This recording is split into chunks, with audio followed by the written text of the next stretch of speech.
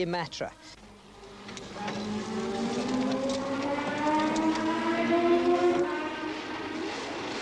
The engine in the Ligier, the Matra engine, is very smooth indeed. The power curve is very, very nice, sympathetic to the driver. Should be good in the rain because it's not too punchy. The power doesn't come in all at the one time. But the power is very nice. It feels very good. The gearbox is a little difficult, a little heavy for the driver to work with. Overall, the car was very pleasant to drive. The team were very good to work with. We did our changes in the car, the suspension, very quickly indeed. Everyone was very enthusiastic. And from my point of view, a very sympathetic car to drive in the end.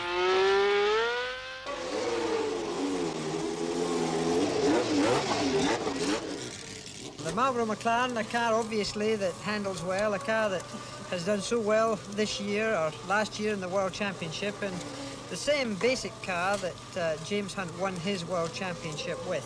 This is going to be an interesting comparison because we're testing this car on the very same day as we tested the Ligier, so I'll have an opportunity to see the difference between the two cars. The McLaren is extremely good. It first of all puts the power on the road in an incredible way. Probably the best car I've ever driven for putting power on the road. Really, for 480 horsepower or whatever it is, it really has incredible traction.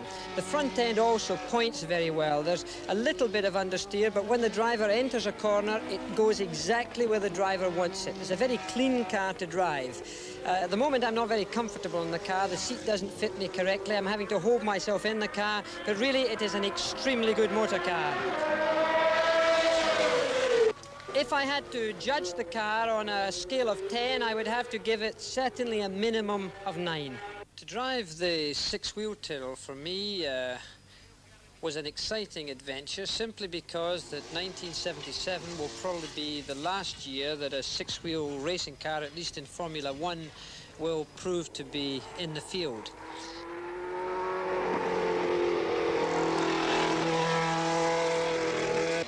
Driving the car felt a little bit like it looked. It felt almost as if I were driving two cars. The front end was very much different from the rear end. The car itself seemed to understeer, that's to say the front end pushes, in other words you turn the wheel and the car goes straight on rather than go round the corner a little bit, and then after you go into the corner in this position the car changes into oversteer. That means to say that when the car begins to slide you apply opposite lock and the car begins to slide down the road. Now this transfer between understeer and oversteer is a very delicate balance for a racing driver. The new four-wheel Tyrrell 008 is of course very new.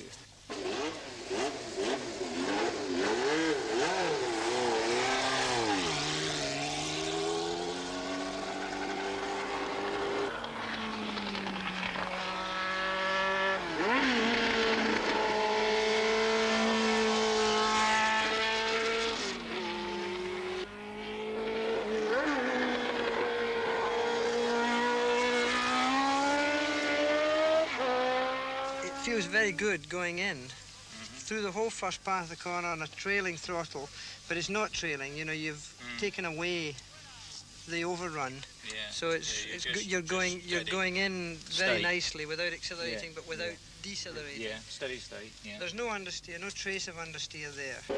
The Formula One Lotus is the first car that I've driven in this series which has been completely different from when I left the sport in 1973.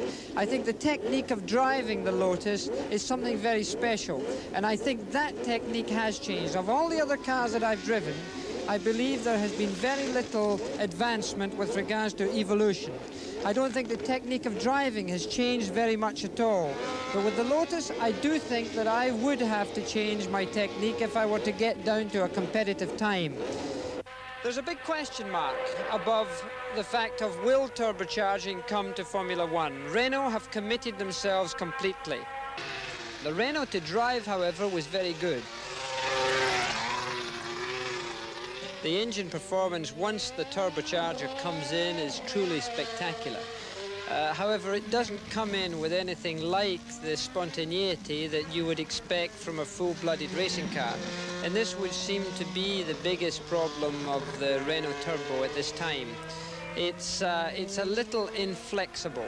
In other words, if you're going through a corner and you've been off the throttle, when you press the throttle again, there's a big wait before the car accelerates hard again.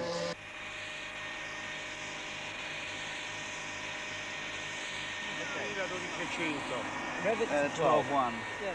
The Brabham Alfa Romeo, first of all, I'd have to say is a very flexible car to drive and a very comfortable car to drive.